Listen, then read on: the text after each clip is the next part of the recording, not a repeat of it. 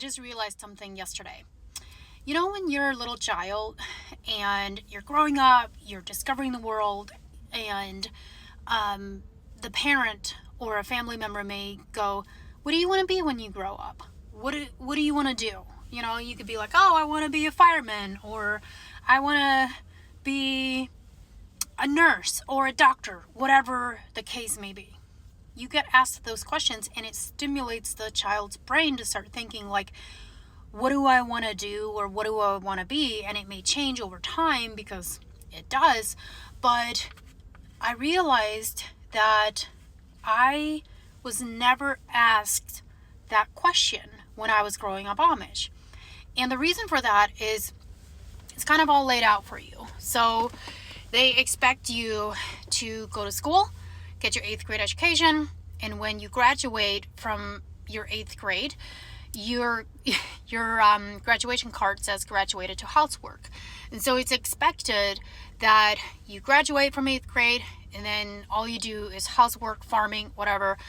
And then when you start dating, then eventually you become a member of the church and you get married and then you have your own family. So it's all sort of like laid out for you.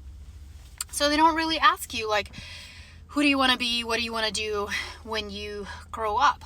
But I had an epiphany. So when I was a teenager, I was very curious about the world, you know, outside of the Amish community. So I would watch our neighbors, our non-Amish neighbors, and see like what they were doing. They would get up, they would go to work, all that stuff. But one of the things that really stood out to me was that I was like, I wanted to go for walks, you know, on the road. I wanted to go running. Like I wanted to do exercise like that. And I didn't know why, because we were very active on the farm with farming and gardening and all that stuff. Like there was no lack of activity on the farm. But for some reason, I was drawn to, I want to go running, but I was not allowed to. We were not allowed to do that. And I don't know why we were not allowed to do that, other than it was something that the world outside of us did. And therefore, we weren't allowed. Now, one of the things that I noticed is on a very rare occasion, my dad would take a walk up the road and then come back. And I really wanted to be able to do that, but I wasn't allowed. So fast forward, after I left, I'm in school, I'm getting my GED. And the first person that ever asked me, what do you want to do and what do you want to be? Do you want to go to college? What is it that you're passionate about? Was my GED teacher. Her name was Amy. She was amazing.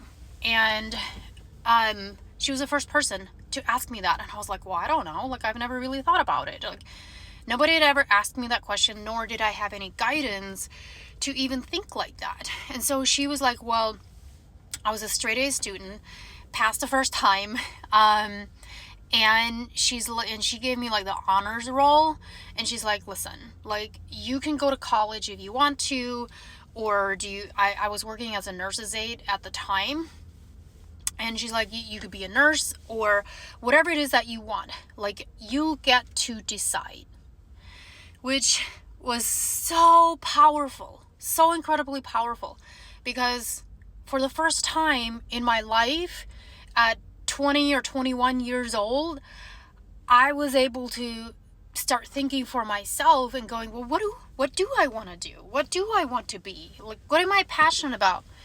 And so fast forward, because she said that, I realized at that point in time, a few weeks later, I discovered that I'm really, really passionate about health. And I wanted to learn how the body works. I wanted to learn about nutrition. I wanted to learn all of it.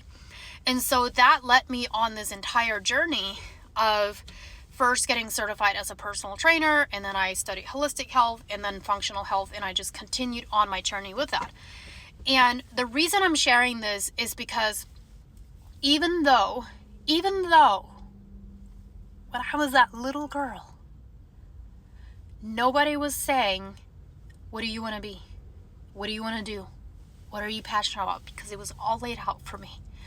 But even though that wasn't happening, innately, I already knew. Innately. Because that's I believe that we are all born with some kind of passion, some kind of gift. God has given us all some kind of gift, and many people lose their gift. They don't pursue their gift because of things that are laid out in front of you, and you're not, sometimes parents tell their kids like, oh, this is what you need to be, this is what you need to do, and they want their kids to do the thing that they want them to do instead of allowing the kids to learn and discover for themselves. So in some ways, I feel like I'm blessed to not have had that influence because I got to figure it out on my own as I got older. And so it may have taken me, I was almost 20 when I left.